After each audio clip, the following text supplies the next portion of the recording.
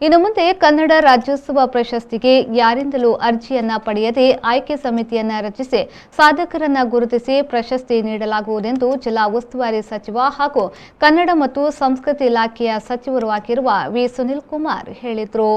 ಪದ್ಮಶ್ರೀ ಪುರಸ್ಕಾರಕ್ಕೆ ಭಾಜನರಾಗಿರುವ ಅಮೈ ಮಹಾಲಿಂಗ ನಾಯ್ಕರಿಗೆ ದಕ್ಷಿಣ ಕನ್ನಡ ಜಿಲ್ಲಾಡಳಿತ, ಜಿಲ್ಲಾ ಪಂಚಾಯತ್, ಕನ್ನಡ ಮತ್ತು ಸಂಸ್ಕೃತಿ ಇಲಾಖೆಯ ವತಿಯಿಂದ ನಗರದ ಶಾರದಾ ವಿದ್ಯಾಲಯದಲ್ಲಿ ಆಯೋಜಿಸಿದ್ದ ಸನ್ಮಾನ ಕಾರ್ಯಕ್ರಮದಲ್ಲಿ ಮಹಾಲಿಂಗರನ್ನ ಸನ್ಮಾನಿಸಿ ಅವರು ಮಾತನಾಡಿದರು.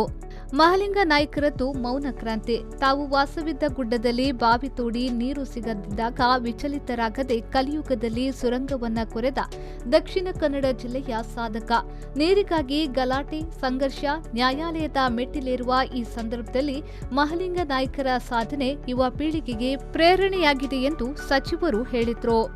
ಕೇಂದ್ರ ಸರ್ಕಾರದ ಅತ್ಯುನ್ನತ ಪ್ರಶಸ್ತಿ ಪದ್ಮಶ್ರೀಯನ್ನ ನಮ್ಮ ಜಿಲ್ಲೆಯ ಮೌನ ಕ್ರಾಂತಿಯನ್ನು ಮಾಡಿದಂತಹ ಮಹಾಲಿಂಗ ನಾಯ್ಕರನ್ನು ಇವತ್ತು ಕೇಂದ್ರ ಸರ್ಕಾರ ಗುರುತಿಸಿದೆ.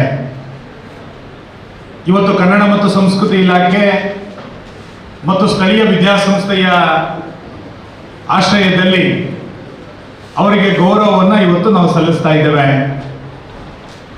ಇತ್ತೀಚಿನ 2-3 ವರ್ಷಗಳ ಅವಧಿಯಲ್ಲಿ ಪದ್ಮಶ್ರೀಯನ್ನ ನಾಡಿನಾದ್ಯಂತ ಒಳ್ಳೆಯ ಸಾಧನೆಯನ್ನ ಮಾಡಿರುವಂತಹ ಸಾಧಕರನ್ನ ಗುರುತಿಸಿ ಪ್ರಶಸ್ತಿಯನ್ನ ಕೊಡ್ತಾ ಇರೋದನ್ನ ನಾವೆಲ್ಲರೂ ಕೂಡ ಗಮನಿಸ್ತಾ ಇದ್ದೇವೆ.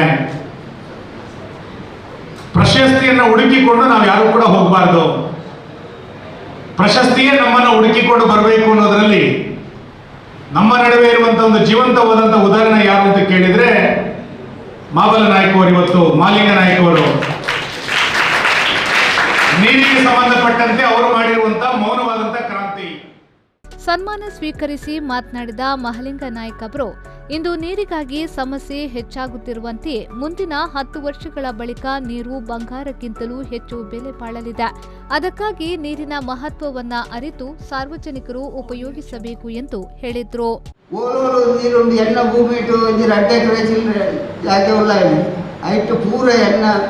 మర్యాద సమేత నీరు పిదాయిపోలేక ఆయన ఈ పొట్టు సొరంగదెత్తినట్టు పూర కళ్ళు కట్టుద్దు ఐకి పైపు పడుతూ అలవాడుతుంది తండ్రి ఐక్య నీరు మర్యాల్సిన నీరు ఐక్య ఇంకిపోలేదు ఇంకా తండ్రి ఏరే ప్రయోజనం ఆవిడ ఉందండి పంట మాంజర్ల ఈ నీరు ఇంకు సామాన్ బకెట్ నాకు పంట నీరు భారీ అభావం అన్నది 10 ವರ್ಷ ಇಂಚನೆ ಪೋಟ ನೀರು ಅಂಟ ಬಂಗಾರ ಇಸೋದ ವಾಯ್ಕೋಡೋದು ಮಾತೆಲ್ಲ ಮಾಡ್ತಾರೆ నాకు నీరుకి తాగుతుంటాడు దుమ్ము కాటు కట్టున నీరు ఇస్తుంది ఇవి అంచినప్ప వచ్చి సాగరాటి పోట్ల ಕೆಲವು ನೀರಿದ್ದು ಬೋರ್ ಎತ್ತಲ್ಲ.